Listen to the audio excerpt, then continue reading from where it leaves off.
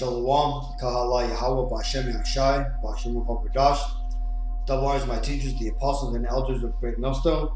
Peace and mercy to the elect, for the house of David be born again in this generation. And shalom to the 130 Yasharallah, who today are known as the Negroes, Latinos, and Native Indians, who before losing their true heritage were known as and still are the true Hebrew Israelites of the Holy Bible. In today's lesson, we're going to talk about the next coming false flag, but let's go ahead and read this first. This is Proverbs 1:17. Surely in vain the net is spread in the sight of any bird. Another crisis. There will be another crisis. It will be more significant, and we need to actually start preparing for that now. When we do see this next crisis, it will be faster than what we've seen with COVID. The exponential growth rate will climb, be much steeper. The impact will be greater, and as a result, the economic and social implications will be even more significant. Even more significant. What is this next crisis that we just heard Jeremy Jurgens, Harvard-educated managing director of the World Economic Forum, describing? Well, now let's hear it from Klaus Schwab himself.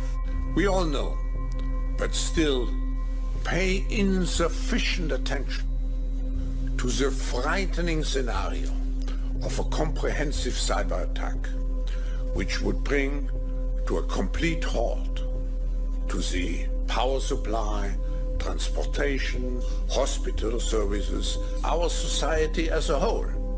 The COVID-19 crisis would be seen in this respect as a small disturbance in comparison to a major cyber attack.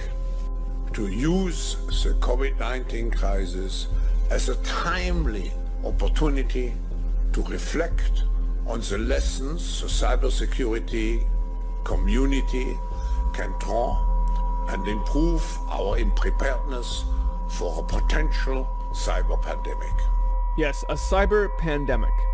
And before we even talk about what that is, I just want to again appreciate that we just heard two leaders of the World Economic Forum promise that we are going to have a new crisis soon that dwarfs COVID, which has already spelled the end of the world as we know it. So this is something severe, and we need to take notice. This is Proverbs 12:22. Lying lips are abomination to Yahweh Bashem Shai, but they that deal truly are his delight. So I was just seeing in that video, these devils who run the world, who biblically are known as the Edomites, or who today we refer to them as the Caucasian race, right? And not every Caucasian, but namely the Edomites at the very top, the 1%, the bankers, the elitists, the globalists. They are planning for a continual shutdown of the world, right? They did it first with many other false flags, right? Going back to September attacks, to all the other false flags you've heard about, to the recent C-19 attacks that we're living through now. Well, pretty soon we're going to be living through a full-fledged cyber pandemic, as these devils have coined it, right? You already seen the very beginning parts of it, where and this happened started years ago, where you would have thousands upon thousands of client credit card details leaked or stolen by hackers who came in and basically stole data, right? And recently they have shut down gas pipelines by attacking oil companies' billing infrastructure. They've shut down the JBS meat supplies, impacting meat and food supplies. And as you're going to read, here in this article, it says, what is what's driving the surge in ransom attacks?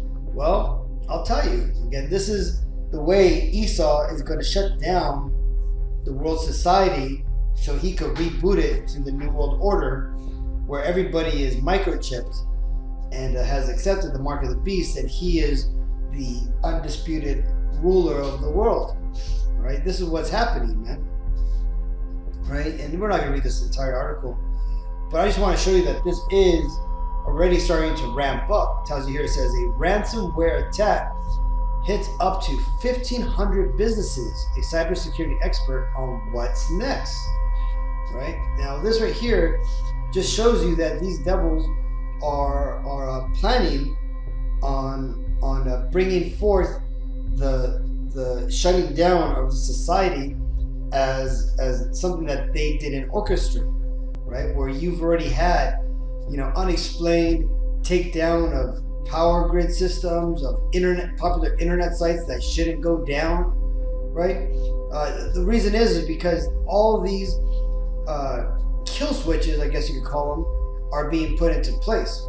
And don't be fooled. These devils, even though they're going to try to blame it on Russia, right? Like this code here, it tells you here in this news, says code in huge ransomware attack written to avoid computers that use Russian, says news report. Now, though it may be Russian hackers who are implementing these attacks, the language of the attacks and the nationalism of the hackers has nothing to do with who is actually orchestrating these attacks, man. Because when you get into the world leaders, it's all one group of people. It's all the Edomites, and though they dwell in different nations, the Russians, the French, the Canadians, the English, the Americans, the Australians, the Switzerland, and so on. All these Caucasians, these Edomites, they're all, going for the same goal, and that is to rule the world and destroy the Israelites, to kill you Negroes, Latinos, and Native Indians off, right? And what better way to do this than to set up a good guy, which is the Western powers, and a supposed bad guy, the Eastern powers, right? The Russians, the Chinese, the Iranians, right? They've set up this Hegelian dialectic, this problem reaction solution scenario, so that way they could come in like the heroes by offering you protection, by giving you encrypted money supplies, an encrypted way to save your bank accounts, a way to carry that around within your body, because pretty soon all these problems that are being resolved right now, people, from finding out who is jabbed,